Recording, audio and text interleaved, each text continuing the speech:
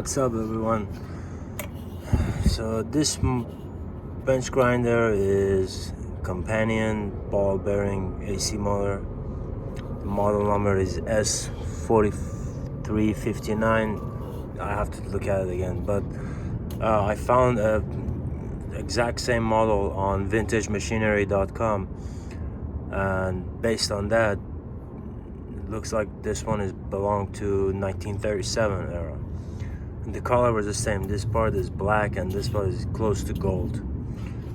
And there was a customer that I found an item on Facebook, and this gentleman gave me a good deal on it, and also gave me this one, not for myself, just to restore it for him so he can give me something else in return.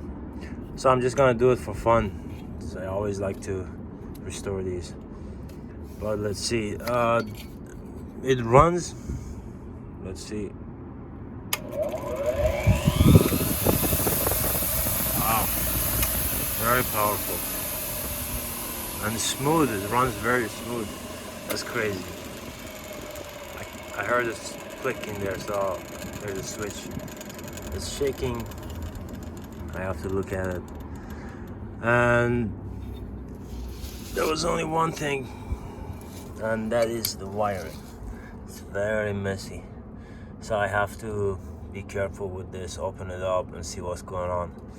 There was a lot of spiders. I hate the spiders, so I had to spray a little bit of these guys so I can get rid of them. We'll see. Thank you.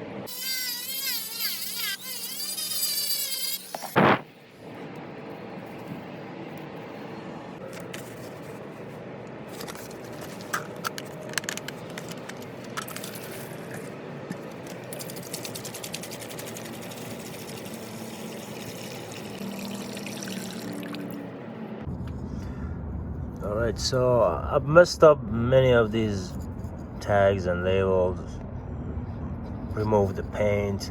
It's really hard, and I never could find out how I can clean it better without damaging it. So after trying, this is how I do it: hot water and some dish soap. But add a lot though, don't just put a little bit. Now leave it for 24 hours. That's how I do it. If you can do more, which is fine. And then you have to clean it with a sponge, nothing else, nothing sharp, or you see it's fading away. That's good. It won't remove the paint. That's all that matters for me.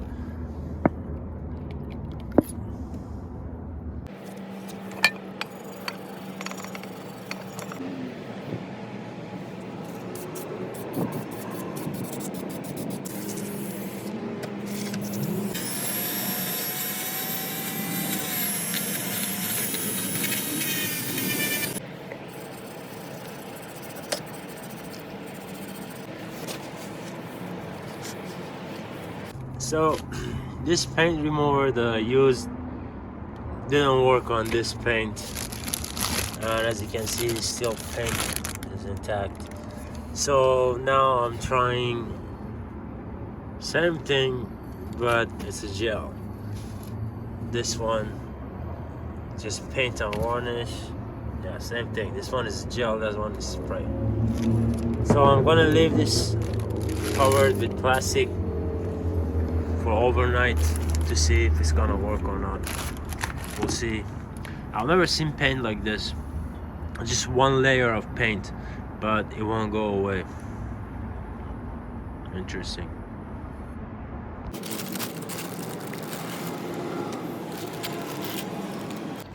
Okay, so removing the paint was very challenging. It still is.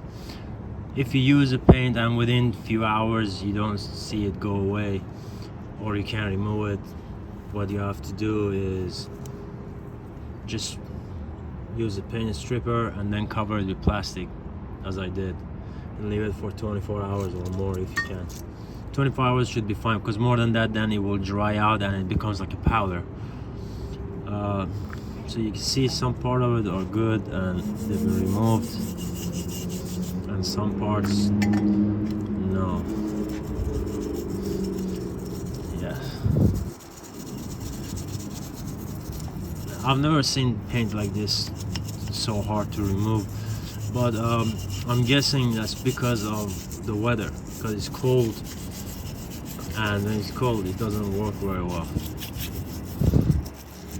But I have to do it. I'm gonna remove it, clean it up, and then I have to remove the remaining by grinding it. That's all I can do.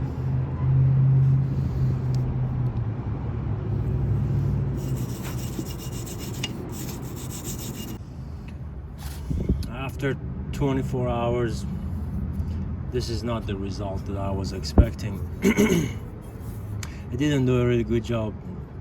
The only thing I can think of is just because of the weather. It's been cold, not cold, but temperature has been around 50 degrees Celsius.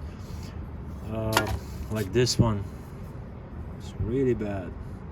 And there's only like one or two coats. I don't see, there's one color, one paint, that's it. And it's very thin, it just won't come out. It won't come off. So now I'm going to grind them. Look at this one, nothing happened. 24 hours. This one is good, just a little bit on the side. This one is also much better than the other two. Now let's see how we can do it.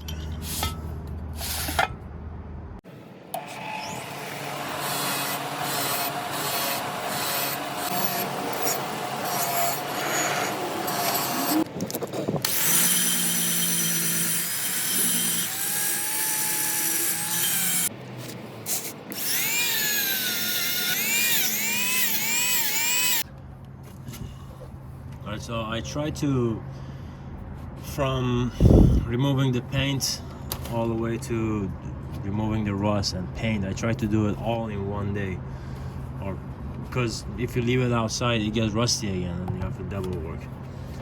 And these evaporusts are really good. I'm not advertising, but I just use them a lot.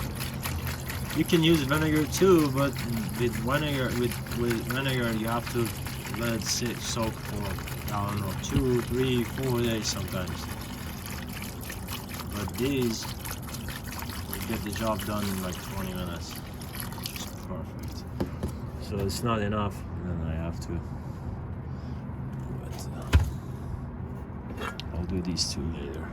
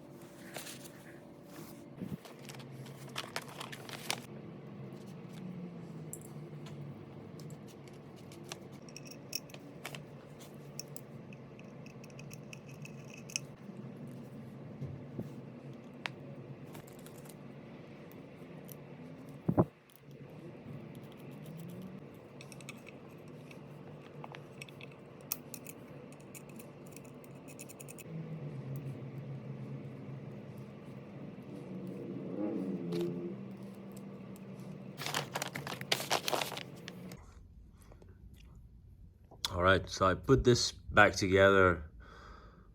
It ran for like 2 seconds, and then, it started to running. All of a sudden the fuse box just jumped, and didn't know what was the problem. Kept trying, seeing other stuff, nothing worked. And this one was running smoothly too. It was turning smoothly. I don't know what happened until, anyways, I saw this. So the wire was cut from here. These wires are very old. This one is like 80, 85 years old. So just by one touch, you can actually crack the cover. And the wires are not good. Most of them are very dirty. Because of dirt, actually, this happens. So what I'm gonna do is I'm gonna solder these two and then wrap them up like this, and they should be working after this. We'll see. Okay, so here it is, it's done. I just decided to use electrical tape to just tape everything, just to be safe. I don't want it to crack and then hit the body and some electrical, something happens. So it's better this way. Now I have to put it back again together. Alright, so the problem was the wire in a switch assembly inside here. It was a little loose, so it hit the body of the grinder, and that's why it stopped working and created a like electric shock here. But so I fixed it. Now it should run fine. Nice. That's what I'm talking about. I haven't closed this fully yet, because just in case if I had to open it. But now I can close it and clean it again. Just clean these parts and put it back.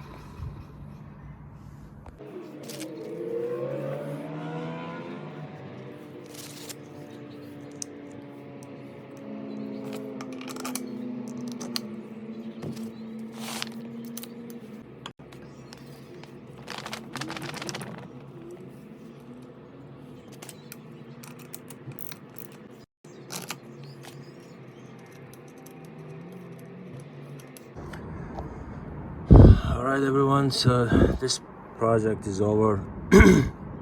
This one was very challenging. It's around 85 years old. Excuse me. And I had problem with wiring. The wires, as I mentioned before, were too old, so they would just dry out just like a piece of wood. You can just break them. That was really bad, so I had to use electrical tape. And another thing that I found out is that because the bearing inside here is loose, so if you remove these four screws, that bearing inside will move, and this is where the switch assembly is. And crazy, because you have to make sure these are exactly right. If you tighten this too hard, it will make a lot of sound, or it won't even move. And if you keep them loose, then the bearing will move, and that causes the switch assembly to create some electrical problems, and it will stop working. So that's what I learned about this one. With the newer models, I've never seen such a thing that causes problem. It's very powerful, but again, it's very old. That's what I like about them. The newer ones are way weaker, and if you want to get a stronger one, you have to pay a lot of money. There was another thing, that is, I don't know what this screw is for. There are two possible scenarios, since there's not any pictures online. It's either this one should have been the opposite way, so the cable comes from here, and this could have been where the light stands are, or just someone just drilled this one out for whatever reason it was. And this on and off tag was not for here. I just had this from an old grinder that I exchanged it with this one. But it's great though. I love it. It's very powerful. Another thing is that it's a safety problem, and that is, since there is no guard here, you should not put brass wheel or wire wheel in here, because if it comes off the spindle, that could be very scary. I mean, it could hurt you really bad, or somebody else. So please be careful with that one. Don't use it. I personally don't do it. This is how it came, and it doesn't belong to me. I have to give it back to its original owner, and I will let them know that this is dangerous. But please make sure you don't do it the way it is right now. It's very dangerous. I'm just gonna turn it on just for demonstrations, but please do not do this. Let's see.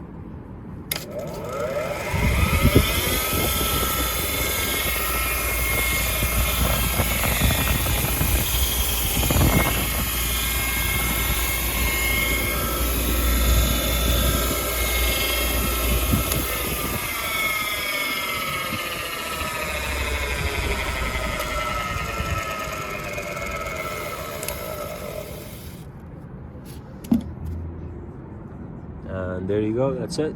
Thanks for watching.